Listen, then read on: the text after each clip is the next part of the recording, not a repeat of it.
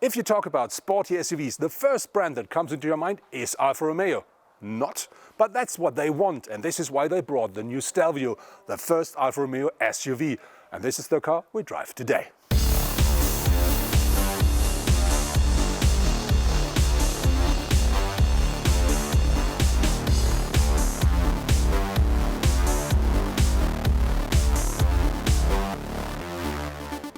Our car features the 210 brake horsepower diesel engine, and that offers a maximum torque output of 470 Newton meters. This is combined with the 8-speed automatic, of course, and that really is a very nice package. That the car is quite powerful and it's still very quiet. We do have the different drive modes on board with this car as standard, so we have the so-called DNA. And if you switch from standard to sport, the complete characteristic of the car is changing. Even gear shifting is a lot quicker then. The drive of the car, in one word, is precise, which means we do have a very direct, very precise steering on board, and the suspension is quite stiff but still comfortable. And even if you drive turns quite quick, you still feel more than safe.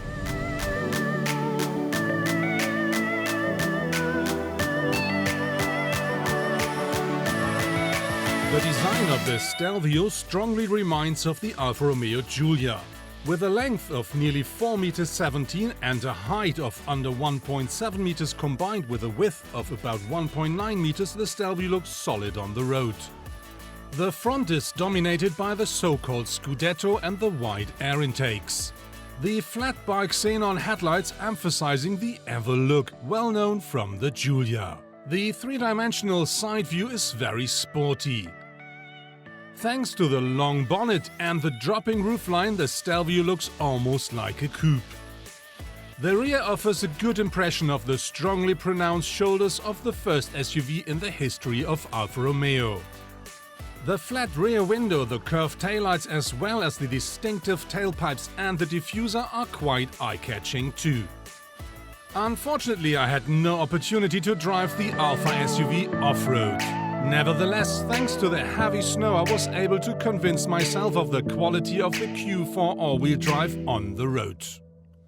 The interior of the Stelvio looks pretty much the same, or to be honest, exactly the same as the interior of the Giulia, but the seats are different. Of course, we sit higher because this is an SUV, but these seats here, they really give you loads of support, so you don't have to do any.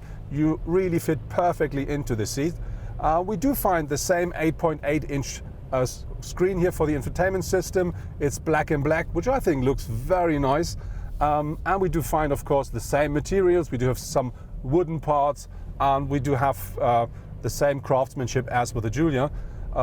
With the steering wheel we do have, I think it's a bit of a pity because that's black in black, so tone in tone. And I think something red or something colorful would be great for this, just to give him a bit of a fresh design. The surround view of the Stelvio is quite nice regarding to the front and the sides, but if it comes to the rear, this car has a bit of a coupe shape, so this means we have a very flat rear window, and so I would suggest whenever you go backwards, you better use the rear view camera and the parking sensors.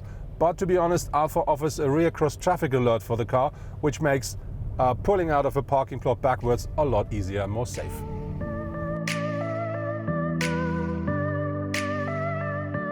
The Stelvio offers plenty of space. Even a tall driver like me, I'm nearly 2 meters high, will find plenty of space and will drive the car very comfortable. And there is still space behind me. And if there would be a standard person in the driver's seat, there's plenty of space for passengers. The boot size is 525 liters with the seats up. And if you fold down the rear seats, that increases up to 1,600 liters.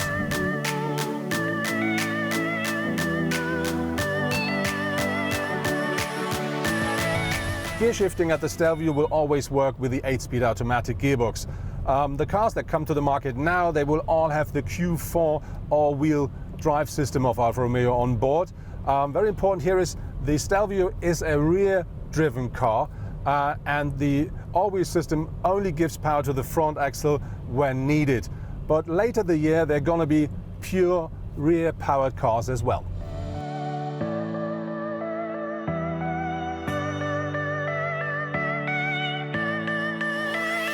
Alfa Romeo offers for the new Stelvio 2-liter 4-cylinder diesel engines with an output between 180 and 210 horsepower. On top of this, we do have 4-cylinder 2-liter petrol engines with an output between 200 and 280 horsepower. Later the year, there will be the top version, which is the Quadrifoglio, and that offers 510 horsepower out of 6 cylinders.